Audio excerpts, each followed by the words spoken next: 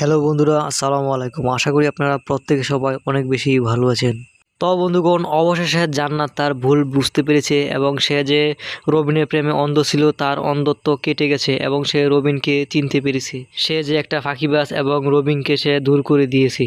অপরদিকে মুসাফিরকেও সে চিনতে পেরেছে মুসাফির যে একজন ভালো এবং আদর্শবান মানুষ। মুসাফির মূলত একজন উচ্চ ফ্যামিলির এবং বড় বংশের ছেলে। তার শহরে অনেক জমিজমা এবং ব্যবসা বাণিজ্য রয়েছে, কিন্তু সে সৎ থাকার কারণে তার ছোট ভাই এবং ম্যানেজার মিলে তাকে মিথ্যা মামলায় ফাঁসিয়েছে। তাই রাগ করে সে তাদের গ্রামে এসে পড়েছিল।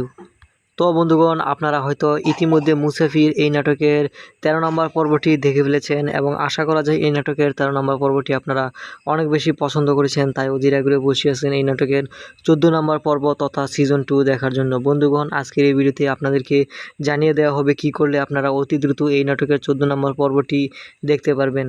কিন্তু তার পূর্বে আপনাদের কাছে ছোট্ট একটি রিকোয়েস্ট, আপনারা যদি আমাদের চ্যানেলে নতুন দর্শক হয়ে থাকেন তাহলে অবশ্যই আমাদের চ্যানেলটিকে সাবস্ক্রাইব করবেন, কারণ আমরা প্রতিনিয়ত এই সকল নাটকের আপডেট আপনাদের মাঝে নিয়ে আসি। আর বন্ধুরা, আপনারা কে কোথায় কোন দেশ হতে ভালোবেসে আমাদের ভিডিওগুলো দেখছেন তা অবশ্যই কমেন্টে লিখে জানাতে পারেন। বন্ধুগণ, জসিম এবং সাত্তার মিলে জান্নাতের বাবাকে সভাপতির পদ থেকে ফেরানোর জন্য নোংরা খেলা শুরু করে দিয়েছে। তারা তাকে পাগল বানিয়ে মসজিদ কমিটির সভাপতির পদটি খালি করতে চায় এবং এই কাজে সাহায্য করেছে আক্কাস।